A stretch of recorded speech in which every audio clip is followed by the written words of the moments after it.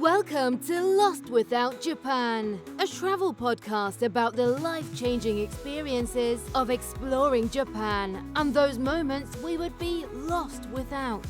For your listening pleasure, allow me to introduce your very own Kanko Guido, Michael.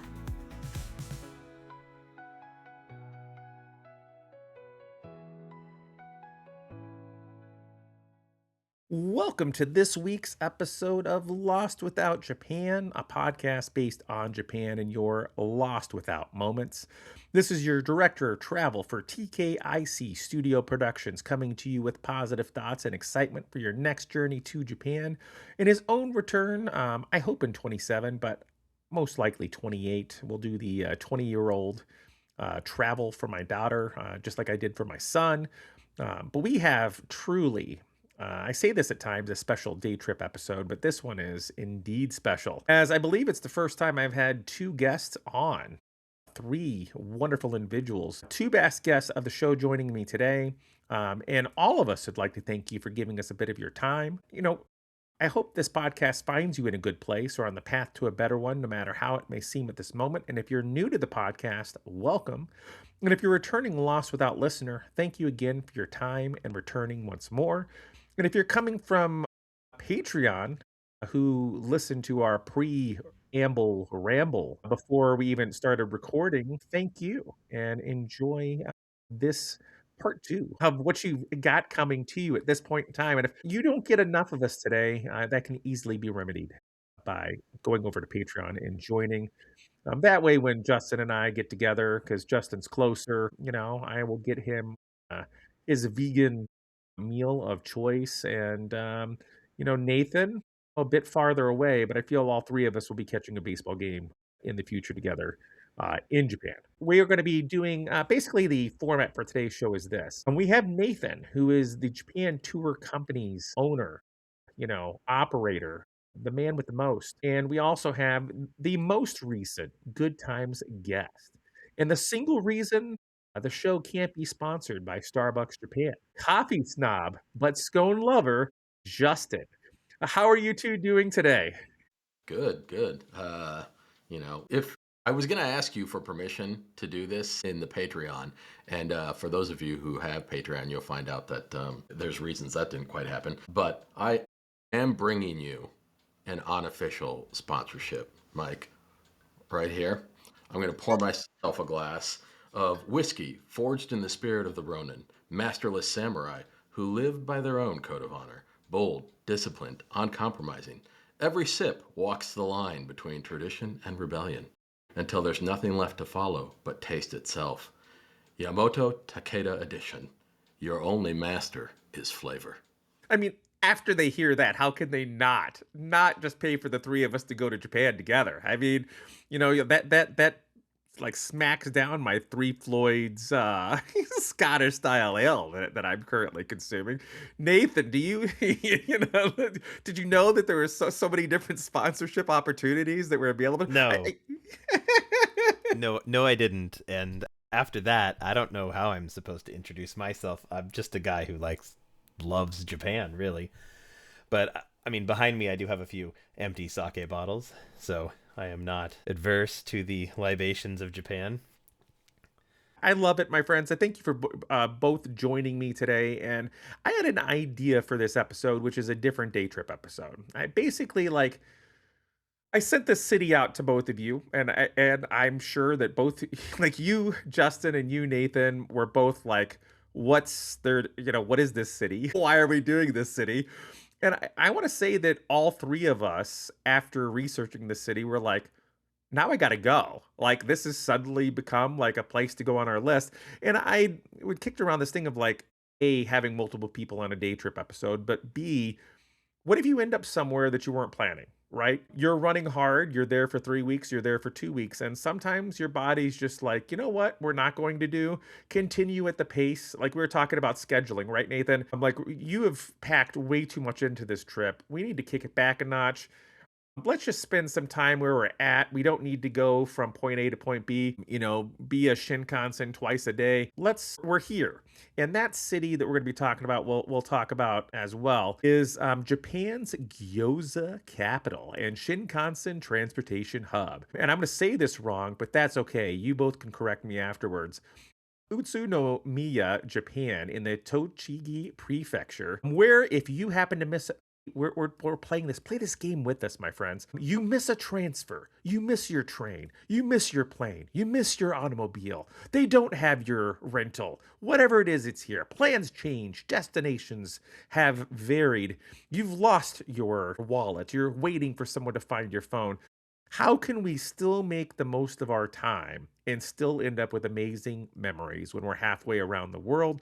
So all three of us, selected activities. We've selected places to eat. We've selected lodging, and we're going to take turns sharing what we found.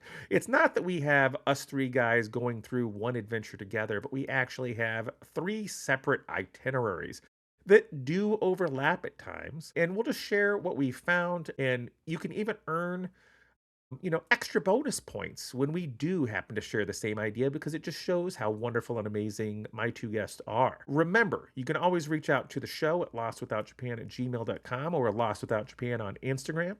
And I'm happy to answer any questions or offer assistance, as these two fine gentlemen are. The timestamp for today's episode that brings you to the talk will be in the show notes. So if you want to skip this preamble ramble, you can just go straight to the meats and potatoes of it. But for today's talk, I decided let's share what the city's official website says. And we've edited this a little bit because, as Justin said, it didn't make sense in parts. And I thank you, Justin, for catching that, because I wouldn't have, and I would have just read it. So, that shows to his, even though I give him a hard time constantly, especially via the interwebs, where Instagram is assured that his hate of scone is real, but we listeners know that that's just, what I do for fun. This city is located near Tokyo, approximately 100 kilometers away. The city is most famous for the gyoza dumplings. In addition to Gyoza, it is a very attractive town in which one can enjoy jazz, which Justin will talk about later, cocktails, and mysterious underground lake cruising at Oya, home of Oya Stone. It is blessed by nature, is a town with an 800-year history, resulting in a rich cultural heritage. Recently, big sports events such as Japan Cup, Cycle Road Race, and Asia's top one-day cycling road race adventure, a 3x3 World Tour, Utsunomiya Masters, where it's a three-person basketball international competition that's held here. It's gaining attention, not just domestically, but worldwide. Furthermore, Utsunomiya City is ranked #1 in the country in a private investigation as a place that is easy to live in. It has been selected as a town in which the lifestyle is comfortable, with evaluations ranking its #1 as a town for parents who both work to raise children among cities with 500,000 people or more in 2017, at present under the slogan of Utsunomiya City of the Future. Action is being taken for establishing this first new domestic next-generation light rail transit system, and it continues to develop as the largest city in Kita, Kanto, where commerce, industry, and financial functions accumulate. Utsunomiya City can be reached by Tokyo Station by the Tohoku Shinkansen in about 50 minutes, or by the Metropolitan Expressway by car via the Tohoku Expressway, Kanamura Interchange IC, or Utsunomiya Interchange IC in about 110 minutes. Gentlemen, has that that city's website description sold you on this location as a place to visit? Yeah, if the description didn't, when you kicked into legal disclaimer reading mode, that sure did. Yeah, actually, I noticed in the description here a focus on family a little bit, being able to raise children. And I noticed that as I was working through this, and I've got 3 younger kids. And so some of my selections actually are geared more towards family. And so that really does mirror and reflect that description. And I don't mean to undersell the city, but that would not sell me in and No. of itself. Like if I was, across the seas and I'm like, I'm reading this, I'm going to be like, yeah, Skip, thanks. This isn't here.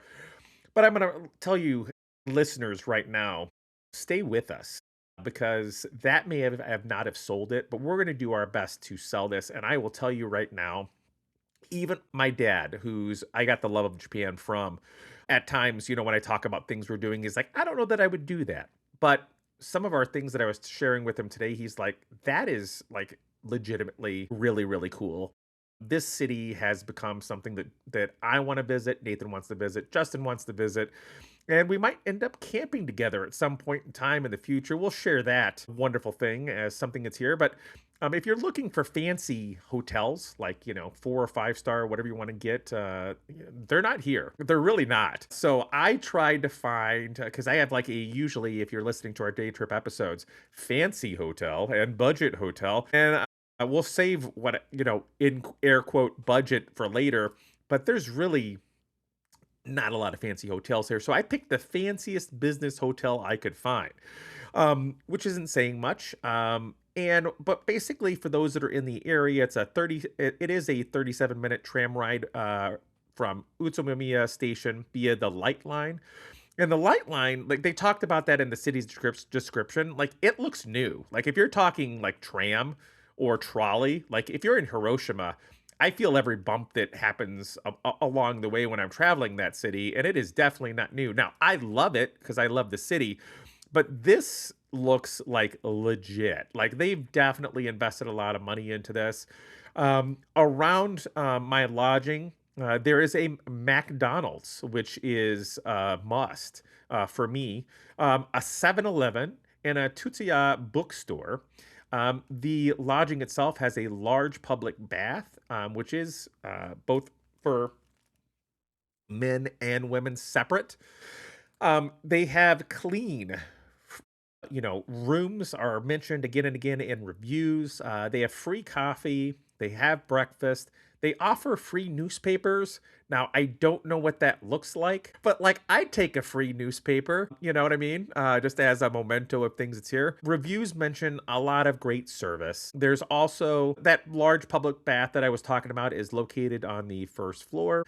There's a supermarket nearby too, because I love going to a good convenience store. I think we all do, especially when you're vacationing there. But those convenience stores, even though they are a savings compared to what we normally spend stateside, are definitely more expensive than if you just go to a supermarket and you can get those same things. So one way, if you were like budget conscious, like, yeah, go do your, get your things that you want to from the 7-Eleven or whatever it is to make your Instagram post or whatever social media you need to. But for the rest of the trip, hit your supermarkets that are nearby. You're going to save some money. You'll see some things that you won't see there. There's free parking. But one thing, it is a business hotel, my friends, which means there are smoking and non-smoking rooms. So that is, that can be a deal breaker or not. But around $110 for 2 adults with twin beds, $100 a night for a full bed for 2 adults. So on the pricier portion of things for the area, which is saying a lot because one thing that we're going to be talking about a lot, I think, at least, gentlemen, you can correct me when you get to it. Justin's going to come up next here with definitely a mid-tier suggestion. I mean, after following mine, like, what can you do? But I really feel that this area is super affordable. Like when you start looking at pricing for like restaurants and for hotels and for just like activities and things like that, like I was even caught off guard, like how affordable those things are. But Justin, I'm just jealous. I'm sorry, Justin. I'm really jealous of the fact that you found a Sky Bar and that it is near the station that you don't have to travel so far to get to mine. So I'm just taking out my jealousness on you. So I apologize. But you're up next, Justin. Yeah, fair enough. So yeah, the hotel that I found, I was in the same boat as Mike and Nathan, I think initially, in thinking that there weren't a lot of luxury hotels in this area, and I think part of that's on me, like my American kicked in, and I kind of told myself nothing right next to the station is going to be nice, and so I didn't even look there at first. But as it turns out, a grueling 1-minute walk from the station is Kandeo Hotel's Utsunomiya. And This place is, at least by my standards, pretty swank looking. So for $160 a night, you get an entire special, which is the room itself, breakfast included, and access to the Sky Bar Lounge. And as you make your way into this hotel's entrance, you've got this bright space where plenty of light from the panoramic windows pours through. The interior is decorated with materials like polished marbles and a ginkgo leaf accented sculptural chandelier focal point that catch the light, while lustrous copper finishes provide warmth to complete a glittering, luxurious atmosphere. Images of Mount Fuji and folding fans are used as motif throughout the hotel. And the rooms are a traditional Western style with high quality finishes. And the only thing about them is, I guess they retain that Japanese tradition regarding footwear. So as you make your way into the room, there's going to be a little entryway. The hotel asks that you remove your shoes and you put on the slippers, and they do have room wear that's provided, which is a fancy way of saying that they have like some nice lounge wear for you, some nice robes and stuff like that. Now, as Mike was alluding to, the big reason I chose this hotel is the rooftop open air bath. They've got a warm bath with a panoramic view of the city and the open night sky. And there's an indoor bath right next door, or right attached to it, with an equally large window for city views. So the space is usable regardless of the weather. Baths are separated by sex for anyone that's wondering. So, no safety issues or any concerns there for women or anything like that. And once you've had your fill of the night air, you can venture back inside to enjoy a sauna or a cold plunge. Man, buddy, this is fantastic. And for those of you that are following along via the video of our audio and things like that, you can see some pictures of this fine establishment that is there. And Justin, like, I'm right there with you, buddy, because a lot of times that's near there. And it just goes to show that, like, you don't have to find a 4-star, keep to 4 stars to find something that looks a lot nicer than what it ends up being here. So that's fantastic, my friend. Right. And I think, for me, like at that price point, and Nathan will probably talk about this too, like $160 for a hotel with a rooftop spa and, now my breakfast is included. I mean, I can't stay at, certain chain hotels in the US that are sort of like business model hotels for a price that's much cheaper than that. And look how much more I'm getting. So yeah, that is pretty luxurious to me. Yeah. I have to say, I found that the Candia was the most luxurious hotel available in the area, as far as I could tell, for sure. So I picked it as well. But something to note, it is mentioned as the 3-star hotel, but Japan does not actually have an official government overseen star system like we do in the US and other areas and other countries. And so most of these are guesses based on the price point and maybe the amenities, or maybe they're self labeled. And so occasionally you'll find 4-star hotels in Japan that don't really look like 4-star hotels and maybe really are more like 3-star hotels. And in this case, I think we found a 3-star hotel that really is more a 4-star hotel in the way that it presents itself and how clean and how modern and nice it is overall. So, And yeah, you even have a 7-Eleven. Look at that. Yeah. Well, I mean, is a hotel in Japan a hotel if it doesn't have a 7-Eleven or a Family Mart? I mean, really? I mean, what are they really offering? That is a fair point. So, yeah, so I absolutely agree with Justin on the hotel choice. For price, though, I do want to highlight that if you're not interested in all of the amenities, I was able to find rooms just this upcoming May for as low as $60 a night for a single occupancy, $71 a night for double occupancy. And they do offer various room types, double rooms with a desk if you're there for business and you need to work, twin rooms, and then rooms with lounge access, which I believe is access to the spa and anything above on that, what is the 13th floor, I believe. And so the lounge access rooms, that $160 gets you the best room, I believe, in the hotel. But I believe you can go as low as $116 to still have lounge access and not have to pay extra for it if you just want a basic single occupancy room and you're by yourself. So it's very affordable, and I would love to stay there.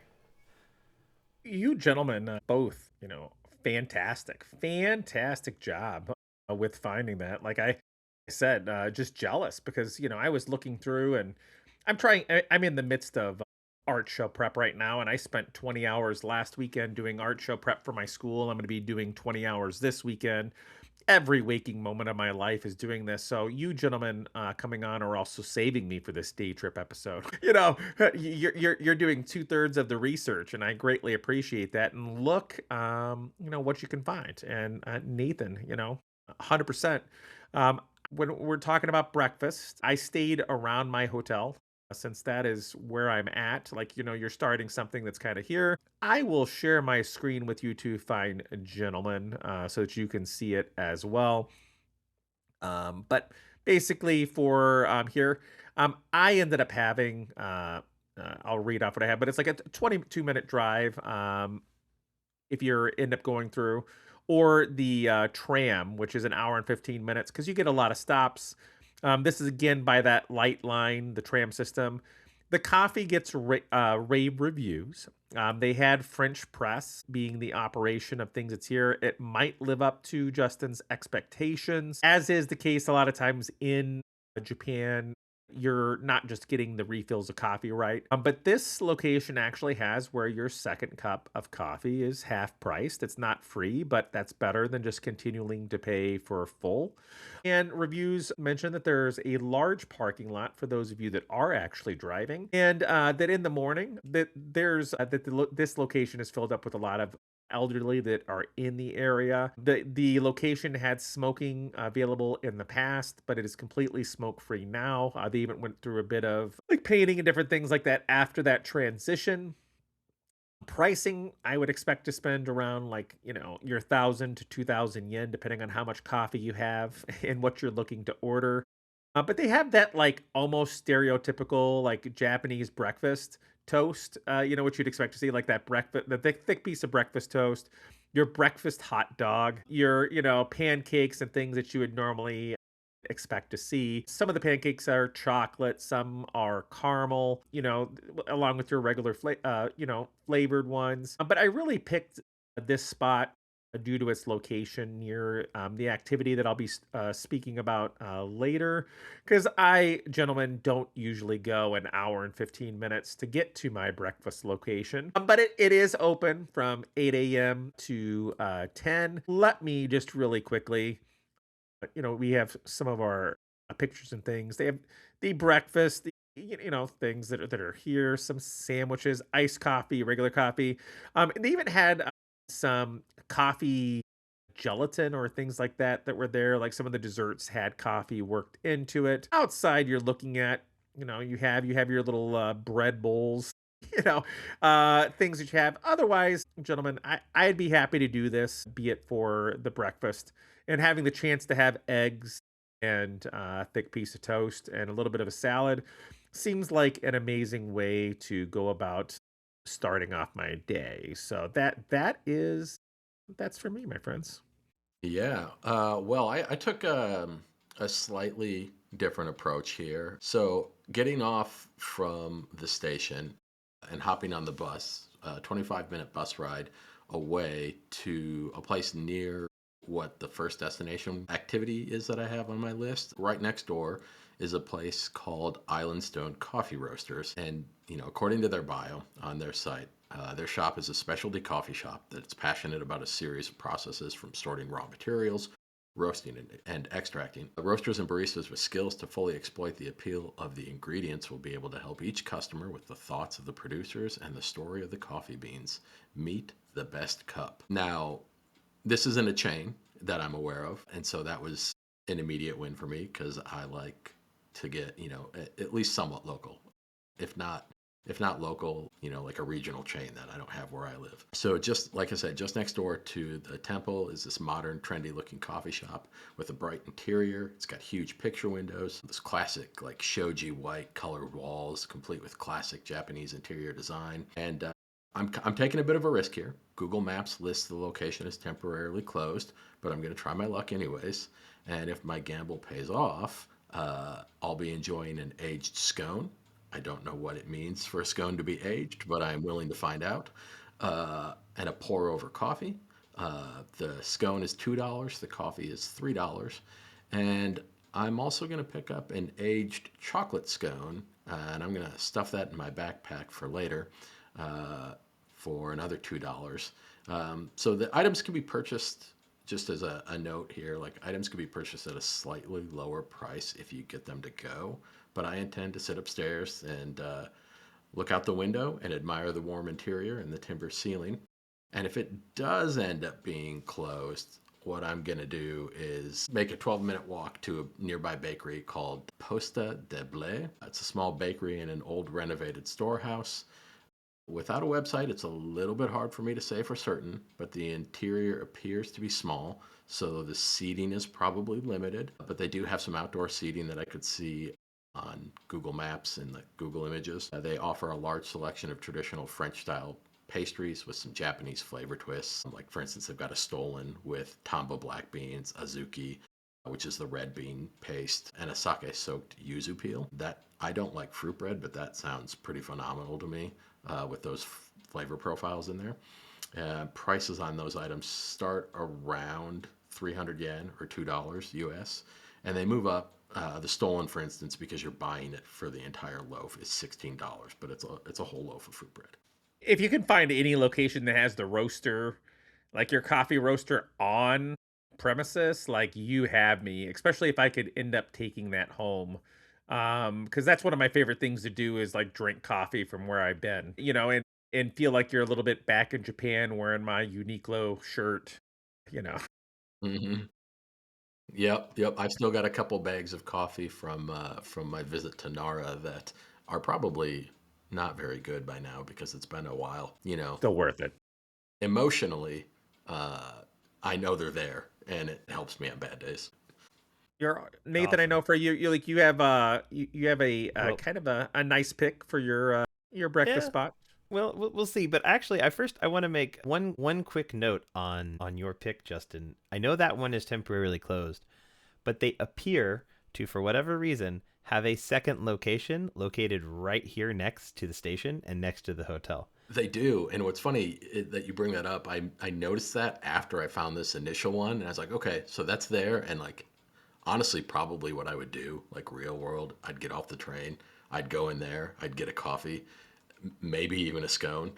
What I was gonna say, eat the scone on the bus, but I don't think that would fly in Japan. So I'd sit there, I'd drink my coffee, I'd eat my scone, then I'd get on the bus for another coffee and another scone. Yeah. I mean, it doesn't have the views that the other location has, right? It's not nearly as nice and probably not even large of a selection. It looks like a smaller place, but I just thought it was, if it is closed, you at least get to try it Right. there at the station.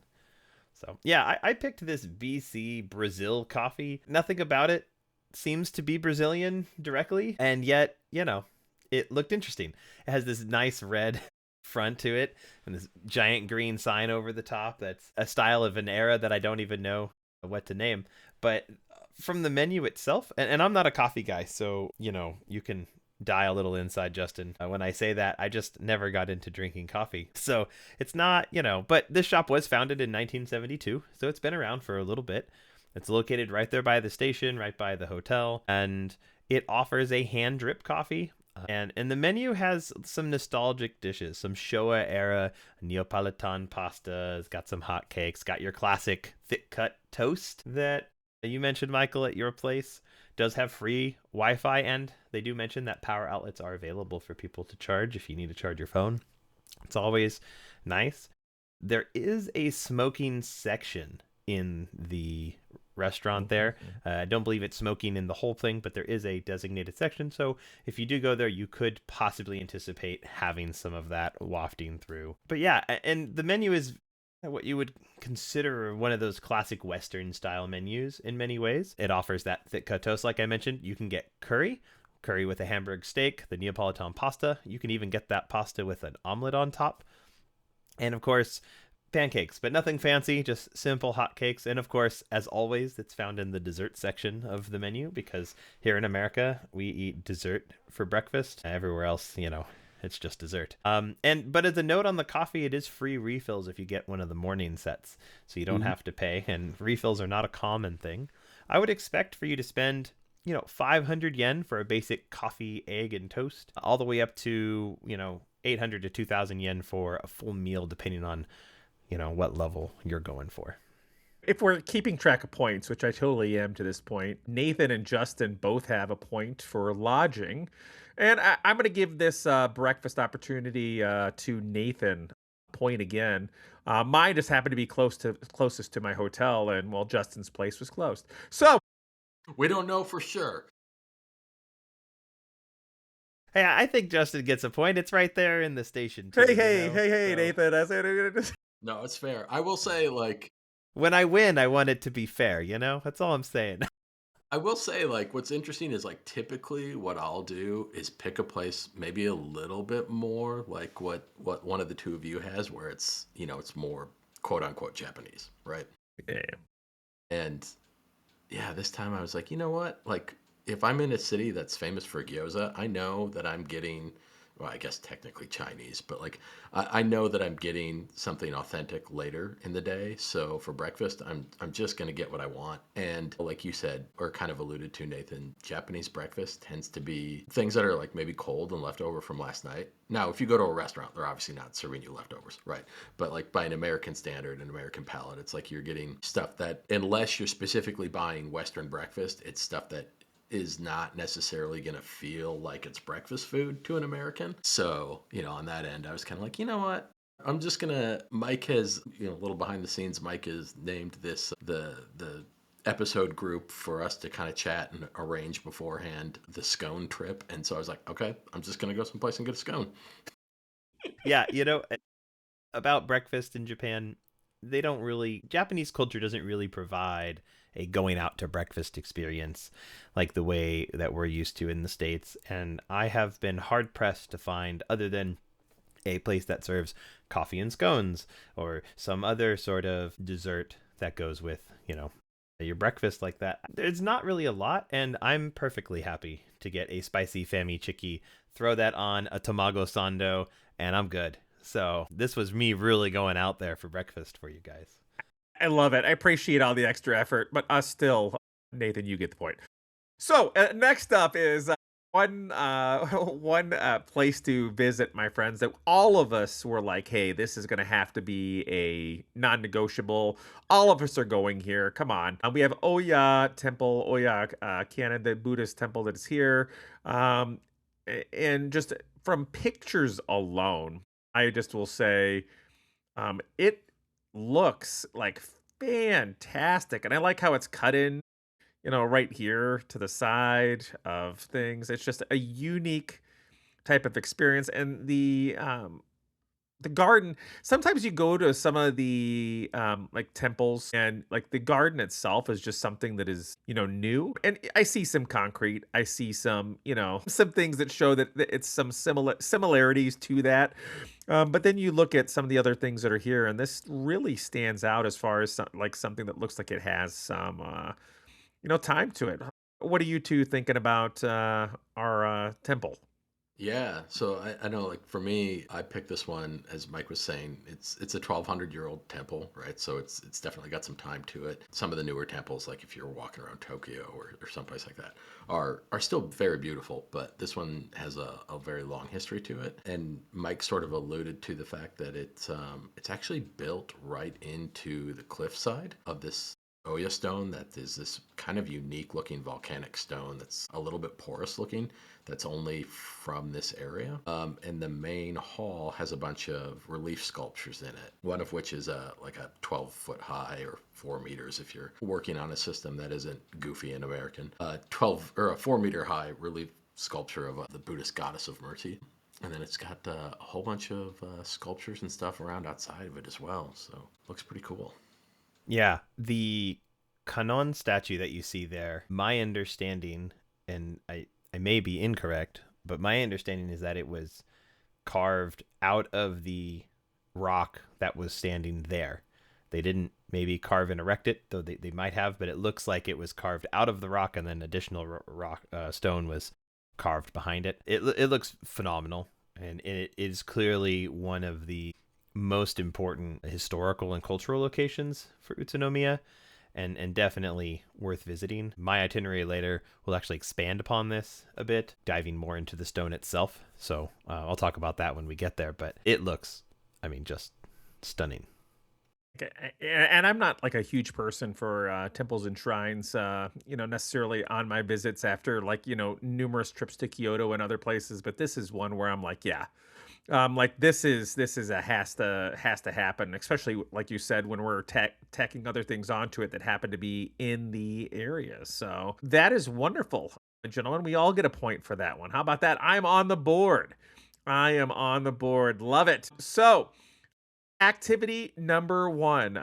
I'm going to go first. So, listeners, what I didn't want to have happen is just us to kind of go through breakfast, lunch, and dinner and have like no activities because it's just going to be a lot of food. But I'm going to start with the first activity. And, gentlemen, if you can click on the link that I have for the activities portion, not necessarily the first one, but the second one that is there, you can kind of see some things that you have. I'll pull it up for those of you on video after I get done doing my little read and kind of go through some activities together with you. But this is 7 minutes by car or 12-minute tram ride from my breakfast spot, which is part of the reason I kind of tack that on, because I am a McDonald's breakfast person when I'm in Japan more than I'm not. This bamboo forest, the Four Seasons Bamboo Forest, Wakayama Farm, my friends, is like possibly one of the coolest things that I have found for a day trip in a long time. I found some great things, but this, like, I don't know why it touched every single button in me. It's been a while since that's happened for me. So I appreciate this so much. But it's been around for more than 100 years. It is said to be the equivalent size of 5 Tokyo Domes, which is a nice space like that Tokyo Dome area. So that's a generous amount of area. It's been used as a location for filming commercials. It's been used as a location for filming movies. And you're like, Mike, it's a bamboo forest. Like, why are you this excited about it? Like, I've seen bamboo forests in Kyoto and other things. Oh, no, my friends, you stay with me. I'm going to take you along for this journey. It is weekdays, 9 a.m. to 5 p.m. Saturdays and Sundays, 10 a.m. to 8 p.m. They have some illumination events, which seems to be like the thing in Japan and other places where you have a place, you're like, we're going to have some daytime stuff, but we're going to increase the money we can make by lighting up things at night. And it looked cool. Like I saw some of the pictures. It's here. Last admission to the spot is 30 minutes before closing. During the summer months, June through August, closing time is extended till 9. Admission, very affordable, 750 yen for adults. Elementary, middle school students, 500. Preschoolers, 250. Below that, I guess, are free. And reentry is said to be allowed throughout the day. So maybe like if you're in the forest for a bit, you go you eat at this lunch place I'm going to be talking about, and you head back later. But additional fees do apply during the illumination times. And now my friends that are watching on video, again, through my Patreon. But if for those of you following along, I will have this in the show notes as well. But the Wakayama Farm is, like I said, let me pull up our screen here. And there we go. Gentlemen, this is what made it for me. Okay, so you have the bamboo forest stroll, right? It looks cool. It's very serene, as they say. You have the history, the illuminations to the left and right, that are here. Again, cool. You can have matcha in bamboo cups, so you have your little tea in a tea house in the bamboo forest. There's a discount for your purchase if you have admission to it. And the bamboo teacup can be reused, so you could take it home and enjoy it in your own way, like if you pay to do so. How cool is that? I'll take a teacup, and it's though it is only open on weekends and holidays only. Gentlemen, this is where this bamboo forest begins to get ratcheted up. Have you ever thought, I'm on vacation, I'm tired of walking around? Man, it would be great if I had a hammock. Well, you can, my friends. A hammock in the bamboo forest for just 550 yen an hour. They have different locations that it is set up so you can relax, take a nap, enjoy the bird songs, enjoy the wind. How cool is that? Bamboo crafts. You can make, there's a bamboo bow, like a bamboo water gun. Other things that are here as well. Looks like it's about 30 minutes or so for time. No reservation needed, but however, if this is something you're looking to do, I'd say hit it up early and see how it goes. See if there's staff available. And then bamboo harvesting. If you've ever thought bamboo harvesting is something that I'd like to do, you could do that. Blueberry picking in July and August. Photo shoots. You can have some setup for photo shoots. All of that is super cool, my friends. But this is what sold it to me. If you look at our shared screen here, camping. My friends, not just camping in a bamboo forest, but you are hammock camping in a forest, bamboo forest. So you look at this, so they have like different types of tents and things that are there available for you. And so they have a wagon for you to help transport things that's free. You get a little cup, you get your lantern. Your lantern basically comes when you rent a 2 or 3 hammock tent. It is free. So you can rent a 1-person hammock, 2-person, or a 3-person with a little tarp. You get a fire and grill set, so you can do a little bit of cooking. You get an outdoor cooler. You get a blanket. You even get a portable power station. Hurrah, CPAP users. And coffee dripper with 4 cups, a little tarp. You can have firewood, charcoal, fire starter, bamboo rice cooker to a 2 cups of rice. Ice, if you need ice, it's that hot time, a face towel, a toothbrush set, and even as would be, I would assume need to be a trash bag so you can take your stuff out. But the pictures, my friends, like 6,000 yen for 2 adults, to camp out in a 2-person tent. 3,000 yen for 1 person. It looks like it's 3,000, additional for each person that you're kind of there. The 3-person tent is there. You have they showed like your table, or you show some stairs, you show your coolers. But how, so cool. I never knew I needed to camp in a bamboo forest. But gentlemen, I really need to now. So this is honestly like my favorite thing that I found, for some time. And now I'm like, shoot, I don't know that I want to do it during summer, but you give me a fall time, fall, and I just amazing. So Yeah, I saw those hammocks, those essentially suspended tents, and I'm a little concerned about whether or not how I would be getting in and out of those. And then some of them can hold 2 people, and I just can't imagine what it is like, rolling over to get out and sending the other person like a slingshot. Yeah, I didn't see the I'd kind of looked at this place beforehand as well, Mike, and saw that you had put it on your kind of agenda, and so in the interest of having some various things to talk about, I left it off of mine. But the looked pretty cool. I'm a little curious why you didn't just go ahead and list this place as your budget hotel. And I'm saying that to be 100%. Because Mike and I have talked before about I would love to go camping in Japan, right? Yes. But then yes. it's the logistics of how do you do that, right? Because I'm already getting on a plane and getting over there, right? I don't have a tent with me. I don't have a sleeping bag with me. In here, they're providing all that for you. So that's pretty cool. I didn't see the photos on this website, Mike, but one of the other things that I noticed when I had looked at this was that they've kind of carved some intricate looking patterns into some of the bamboo when they light it up.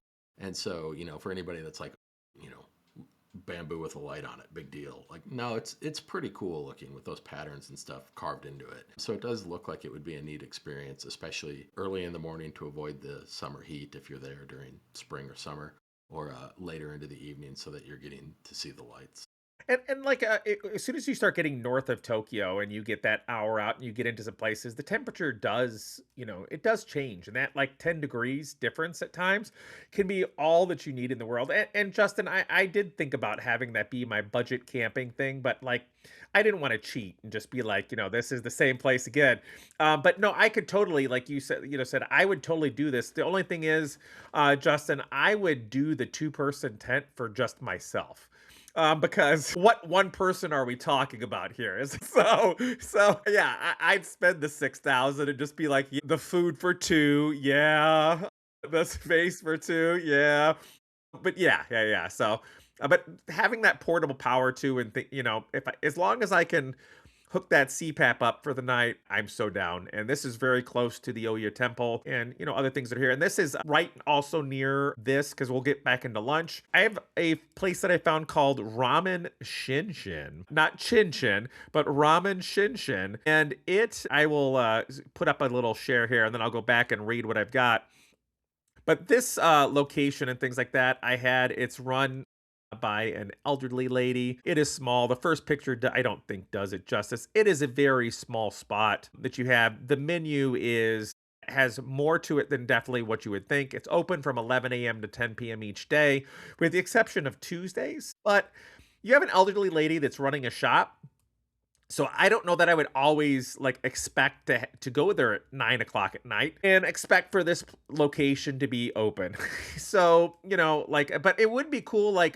I bet when there are illumination events that she has, is open, knowing that she's going to get some people coming off of it, right? But this location used to be a pachinko parlor and has been transitioned over to this. But it is just a 3 minute, or one of the things a 3 minute walk or tram ride of one stop from the bamboo forest, my friends. So if you don't want to walk, you can tram ride for 3 minutes, or you could, do a 3 minute walk. And I think it's a great add-on. Like before you go, after you go. If I'm staying there, Nathan, or Justin, if I'm camping there, shoot, yeah. I'll come over and have some food and use their restroom and then head back over. Sure, why not? And the serving size, my friends, are bigger than what you would expect. And the menu has a wide variety of different things. It's larger than what I would think you'd have. And countless reviews mention just how friendly the owner is, how welcoming they are, even if you don't speak Japanese, which isn't necessarily the case necessarily everywhere in Japan, in Japan right now. But they end up mentioning that they're the spicy miso ramen looks to be a hit. I think it would be the first thing that I ordered when I went there, not necessarily before going off into the forest, but if I was, finishing up my day. And you can ask for them to make it less spicy than normal unless you enjoy very spicy things. But it'd be a great way to pass the time as you're waiting for your bus to take you back to the tram stop, to the hotel that I discussed earlier, or just looking to, take a break before you go off to the Oya Temple, which we discussed earlier. Gentlemen, this again, it was cool. We have our breakfast spot. Here's our one that's here. But some pictures of the inside. I just find it cool that it used to be a pachinko parlor. It doesn't look that way, as you look at it, from the outside. I'm yeah, I get that this used to be, what it is. But the food looks wonderful. Lots of nice reviews for things on that, my friends. So we'll hand this over to Justin, who is going to bring up the next lunch spot that we have. And I don't know. I think this is pretty fancy just from first pictures alone. Yeah, I'm gonna force everyone to get some exercise. So listeners are, I'm either gonna attract a niche audience that is with me, or probably people who are why does this dude not understand what a bus is? But real quick, before I talk about the place I want to eat, you talked about the idea of this place that you're going being owned by an older woman, right? And I can tell you from personal experience, having gone to a place in Kanazawa that was also run by an elderly woman. I don't know with this ramen shinshin what exactly the staffing looks like, but where I went, she was the only person there, right? Yep, the same. And so that's going to slow down your service because it's an older individual that it's harder for them to get around. And to Mike's point about them potentially turning you away, a lot of times what that's going to be, and again in my experience, is not so much that they have an issue with oh, you don't speak Japanese, or oh, you're not Japanese, I don't want you in here. They are concerned about the level of service they can offer you above all else. And if they feel as though having 3 tables in there is all they can handle because of their age, they're going to turn that 4th person away. And it's not that they don't want your business, it's that they're afraid of giving you a subpar experience. So, something to keep in mind if you ever end up at a place like that and you get turned away, bear it in mind that it's really probably not about you. It's about the level of experience that they want to give you. And I think it's good to remember too, as fan of the guest and fan of the show, Steffi says too that if there's a holiday that they're going to be closed the following day. So don't be that foreigner that puts that this place is closed when it says that it is open in your review. But no, you are good to go, my friend. I have some pictures up of, and I was kind of scrolling while you were talking. Yeah. So now, if you'll recall back here a few minutes ago to the first activity we were talking about, Oya Temple, I am going to go for a 20-minute walk from Oya Temple to a local cafe called Kiji Hajimete Naku, which, if my translation is correct, is Pheasant's First Visit. Their bio says that they offer a carefully selected seasonal Japanese teas, heartwarming dishes and sweets, and a seasonal space and hospitality that will leave you feeling at peace and relaxed. It says it's located just a 5-minute drive from the museum, the Oya Museum, which is right near the temple, and it's a popular tourist spot.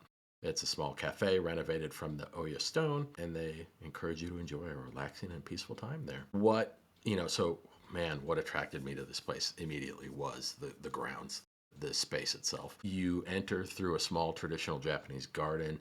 There's an outdoor patio surrounded by nature, rough-hewn ceiling timbers, interior walls that are constructed of the local Oya stone. The entire cafe just has this like quintessential Japanese wabi-sabi aesthetic to it, where it's, the materials that it's constructed out of and the imperfections in those materials. Man, I'm really like my geek is showing here because, people are figuring out Justin likes old wood, old timbers. But the space is beautiful. It's perfectly reasonable to assume then that based off of what the place looks like, that lunch is going to come at a steep price. But I looked at the menu. I decided I would probably go for one of their seasonal steam dishes, which is just 1,800 yen or 1150 in American.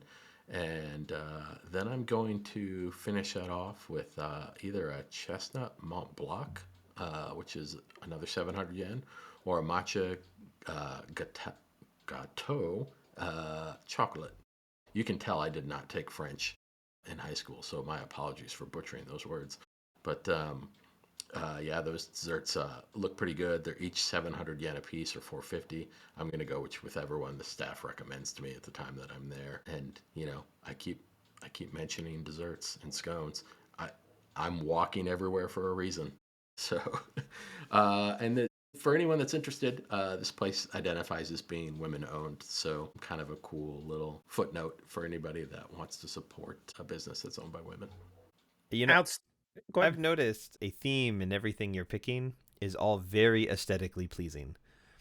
Great views, beautiful architectures, gardens. A trip with you is going to be a beautiful trip.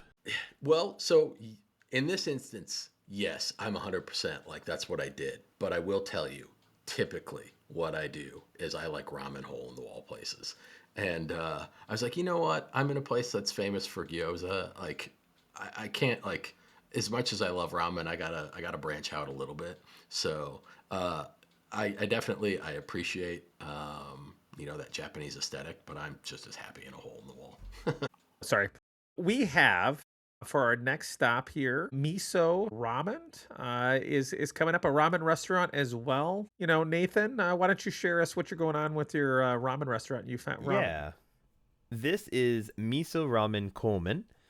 It is just a stone's throw away from Hachimanyama Park, which I'm going to talk about in a little bit. So it kind of fit where I was potentially going in my itinerary. And it is nestled into this little part of the town next to this very popular park, but it's right next to some aging office buildings and some neighborhood homes. You really wouldn't know it was there unless you saw it on the map or you happen to live in the area. It's not something that a traveler would see just offhand. And the reviews kind of reflect that it is a primarily local place. Most of the reviews are in Japanese and really do love the broth here, love the miso here. It is a very specific kind of miso. And so this is something that's really interesting. It is, and I had here at 300 years, but I was just checking the blog. Aogen I'm not sure, Aogen, miso, which is made locally, is now, as of 2025, last year, hit 400 years of making this miso. And that is the miso that they use. And so this miso, the ingredients are prepared using a 20-step koji brewing method that combines an equal amount of the rice koji with soybeans and an equal amount of barley koji with rice, making it a unique Utsunomiya sort of country miso that stands out from other regions in Japan. And that's what they use exclusively at this shop.